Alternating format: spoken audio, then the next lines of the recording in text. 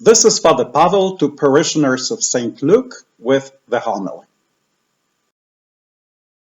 Normally I pick a topic from the Sunday Gospel, but sometimes the first or second reading are so great, and that's the case today. I will look at the first reading from 1 Samuel chapter 16.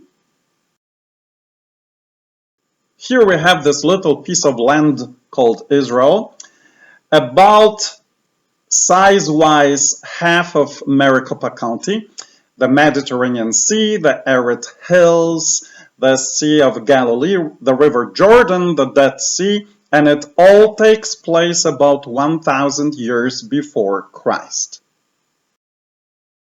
And among those arid hills, we have a town called Bethlehem. Israel has a king, his name is Saul, but God is unhappy with this king. So God finds a better candidate. He speaks to Prophet Samuel, hey, guess what? You should go on my behalf to this little town Bethlehem, found a guy named Jesse, and one of his sons is the chosen one. Prophet Samuel follows God's order, goes to that little town. Jesse is absolutely scared. Why would the grand prophet visit my humble abode? Prophet Samuel says, man, relax. I just want to pray with your family. Why don't you show me all your sons? So Jesse shows his sons to Prophet Samuel, each guy absolutely impressive and handsome. 7 of them, and in the Bible the number 7 means perfect. And that's what Prophet Samuel thinks. What a perfect pool of candidates for a king of Israel. But as Prophet Samuel approaches the first son, God says, nope. He approaches another son, God says, nope. And so goes for the 5 next times. Nope, nope, nope, nope, nope. At that point, Samuel thinks, God, I am not sure I understand what you want. And God's response in the lofty language of our Bible is, not as man sees does God see. Because man sees the appearance, but the Lord looks into the heart. In the simplified language of our teenage Bible, God says, I do not judge as people judge. They look at the outward appearance, but I look at the heart. So basically, how we perceive the world and how God perceives the world are 2 different things. What we see as fantastic and what God sees as fantastic are 2 different things. What we see as bad and what God sees as bad are 2 different things. But guess what? We see only the surface, and God goes deeper. So now that the 7 fantastic guys got turned down by God, Prophet Samuel asks Jesse, do you have any other sons? And Jesse says, yeah, but it's a small guy behind the hills, forget him. Prophet Samuel says, well, no go amigo, I really need to see all your sons. So they called David over, David comes in, and God says to Prophet, this is the one. So in front of the 7 fantastic brothers, David, the youngest, the smallest, gets chosen. The prophet takes a horn with anointing oil and anoints David. This gesture of anointing means David is special in God's eyes. Such a guy, special in God's eyes, is called in Hebrew HaMashiach, the English version the Messiah, which means the Anointed One. So the anointing, the oil, is so expensive, and it has an absolutely fantastic scent. It costs a lot of money, so only special people can afford to be anointed. This gesture of anointing means also God's blessing, God's graces flow, the outpouring of the Spirit of God, strengthening for a mission. When God speaks to us through the Bible, it's not to entertain us, but to guide us. In this story, among other things, he asks us, who are your 7 sons? In other words, what impresses you? Maybe the regular culprits like money, shiny cars, physical appearance, career. What is it that I trust, that I run after, that I praise at dinner table when I talk to my family? What is it that gives me hope that my life will succeed, that I will be safe?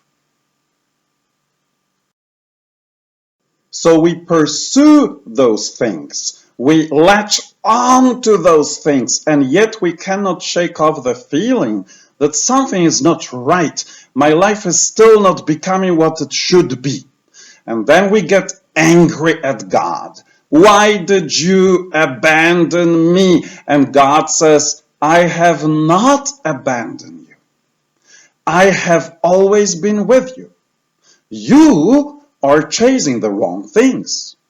You are chasing the wrong values. While you are chasing the big shiny things, I am waiting for you in that little land the size of half of Maricopa County.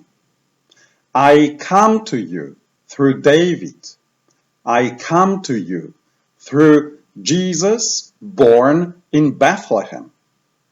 I come to you through that little host, that fragile piece of bread. I come to you in the little churches of your neighborhood. And while you're chasing those big, shiny things, I come to you with the real meaning, with the real values, with the real happiness. So, who is your David? Who is your little town Bethlehem? In other words, what do you dismiss? What do you dismiss in yourself, in your physical appearance, in your past, in your background, in your parents, in your education, in your current circumstances, in your career? What do you dismiss in others? What do you dismiss in God? What is it that you would never call to a banquet with a great prophet?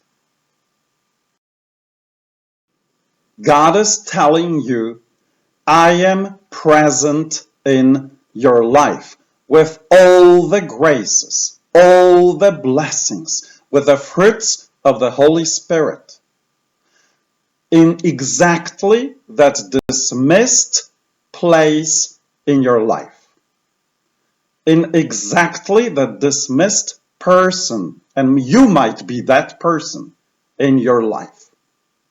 Go and find your David, and you will find more love, more peace, more joy, more forgiveness, more happiness.